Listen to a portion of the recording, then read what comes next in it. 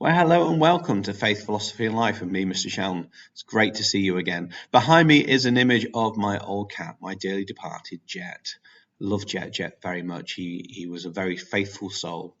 Towards the end of his days, we'd made the decision to go and put him to sleep. And that was a very sad thing to do. I'm sure any of us that have had pets have always or come across this as a potential solution to suffering. We could do that because he was a cat and not a human. However, we could also do it because we had authority over him. We had what we would call dominion. If we didn't have dominion, then we wouldn't be able to do that, because if you didn't rule over something, you wouldn't be able to have that power to do it. Today, we're going to be thinking about two key terms, which is stewardship and dominion. We're going to be thinking about the difference behind them. So I'd like you to grab your pen and a paper and cue our cheesy intro music.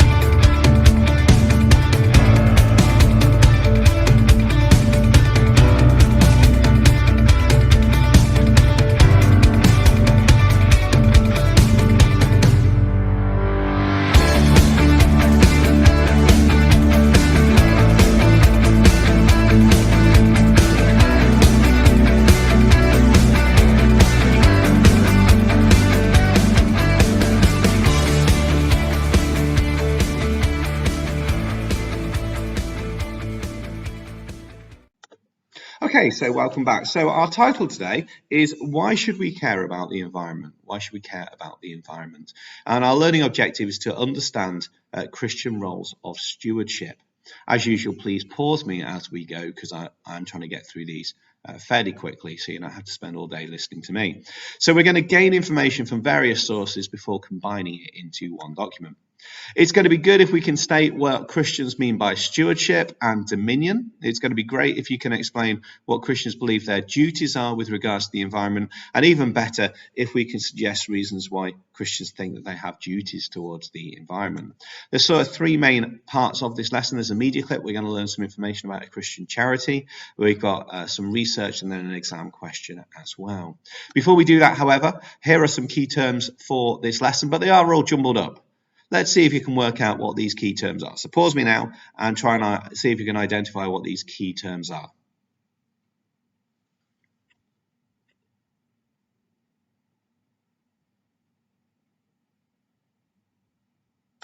Okay, so we've got environment, steward, dominion, and conserve. Okay, now we need to have an understanding of what those terms mean as well. So here are those three key terms, but they're in the wrong order. So which words mean which? So pause me now, try and work it out and get them written down if you can work them out. If you can't, I'm going to go over the answers in a moment with you.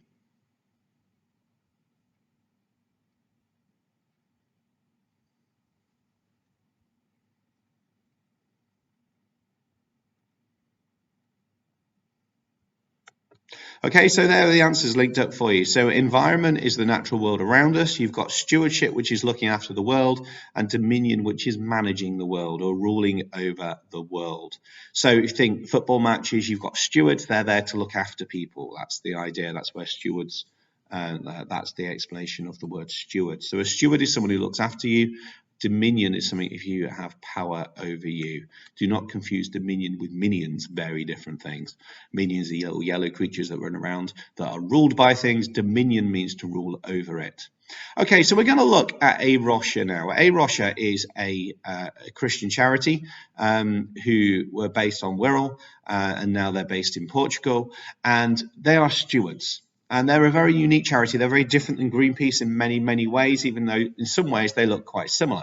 So what I'd like you to do is I'm going to play this clip now. You need to have used the description below to access the worksheet and then answer the questions while the clip is on.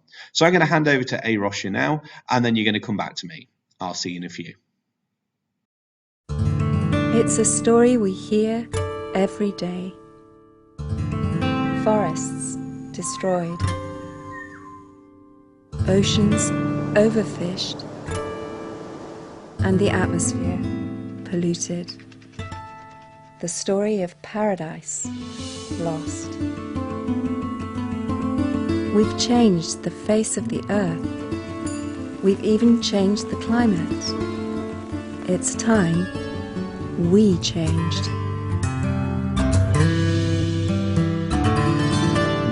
This is the story of Arusha, a story of change, transformation, restoration, and hope.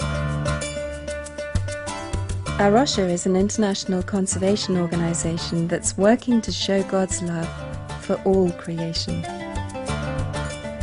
We are committed to environmental action through community-based conservation projects. From helping landowners in France turn their fields back to the original wetlands that once welcomed wildlife, and protecting the Alvor estuary in the south of Portugal with its rich biodiversity, to saving one of the last forests of the African coast, bringing income to desperately poor local villages, Arusha has grown over the last 2 decades into a global family of projects working on 5 continents. Yeah, I found this one. Underlying all we do is our biblical faith in a living God who made the world, loves it, and entrusts it to the care of human society. It's why we're passionate about what we do. It's why what we are has always been somewhat unique in both the conservation and Christian worlds. What we were trying to do in Portugal in 1983 at the very beginning was to give a practical expression to 2 convictions. The first was that it's a completely normal part of the Christian life to care for God's creation, even if that whole emphasis has rather gone missing from how we understand it to be. But also within the environmental movement, values, beliefs, why we do conservation work has not been talked about very much, although it's actually fundamental. And we wanted to bring that discussion to the foreground, but also to show in practice what Christian convictions would mean if you put them into a working context. Thank you for each person here. Amen. Amen.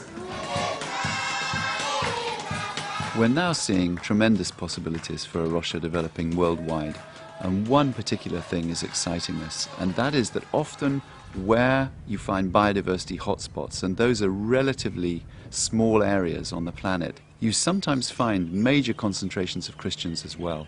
And we're looking at those overlap areas, those highly strategic places, where if the Christian church gains a vision for really understanding the need and the responsibility to care for creation, there could be enormous impact for good. In conservation terms, Arusha's vision is quite wide really, because it's to see ecosystems restored, but it's also to see the well-being of those human communities that are dependent upon them.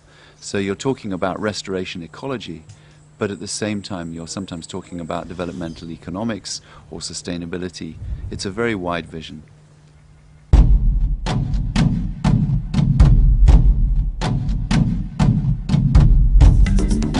Environmental degradation and climate change hurt poor people the most. There's a misconception that investing in conservation is contrary to investing in people's livelihoods, that it's a luxury. But the idea that you need to get rich first, then worry about your environment, is not only untrue, it's dangerous. The fact is, the majority of the poorest people in the majority of the poorest countries continue to depend heavily on natural resources. However, experts have confirmed that 60% of the world's ecosystems are degraded or unsustainably used. This has direct impact on the livelihoods of the poor. They concluded, if we want to cut in half the number of people living in extreme poverty and meet the Millennium Development Goals to reduce poverty, hunger and disease by 2015, the world's natural resources need to be managed sustainably. The poor are really more poor in the context of the degraded ecosystem. Arusha is working to not leave people in such conditions, in terms of allowing people to be really happy to live in a very stable ecosystem. In that sense, Arusha is, I think, working at the foundation of the poverty. foundation is the spiritual one and the environmental one. The rural poor depend directly on the natural resource base. This is where the pharmacy is, this is where the local supermarket is, this is in fact their fuel station, it is their power company, it is their water company. What would happen to you if these things were removed from your local neighborhood? Sustainable development is very important for the population. And when Arusha is working for biodiversity and when Arusha is working against the deforestation, Arusha is really fighting against poverty. We cannot separate the taking care of the earth and taking care of so many people who are so poor in the world. All over the world, Christians are waking up to their urgent responsibility to care for God's beleaguered creation. The challenge is to all of us. Time is running out.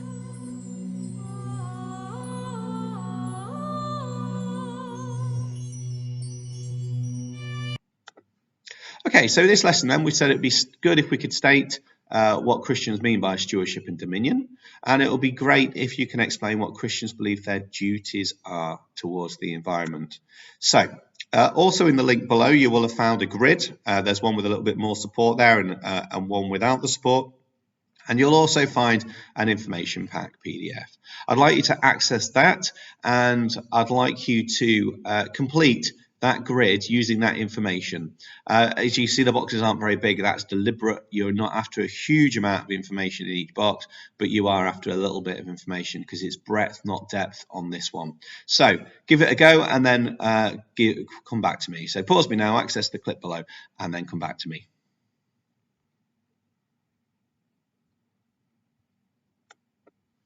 Okay, so the next thing I'd like you to do is to look at these tall items quotes. These are all quotes from the Bible. I'd like you to choose two of them that you think could be used about the environment, whether that's stewardship or dominion. And there's quite a few here. Some obviously don't apply, so do not come ill, adultery. You wouldn't really go there for this one.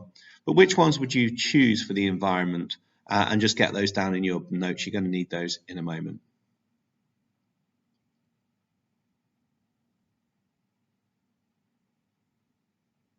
Okay, so maybe you've chosen to treat others as you'd like to be treated, this idea that we have a responsibility for the planet.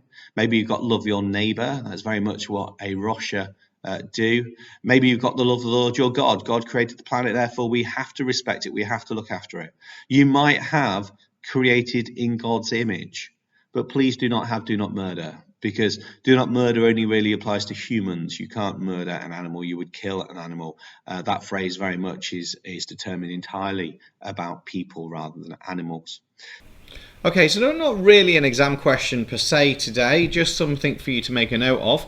It comes to this point here. If the world was a gift from God, then we can do with it what we want. Just try and come up with two reasons with a bit of evidence as to why people might hold that viewpoint. That's all I need you to do. So it's not a complicated one, I get that, but see what you can do with it. So you'll need to pause me and then come back to me. So I'm going to leave it there today. Thanks very much for your time. Take care of yourselves. Stay safe. Wash your hands. God bless you. And I'll see you soon.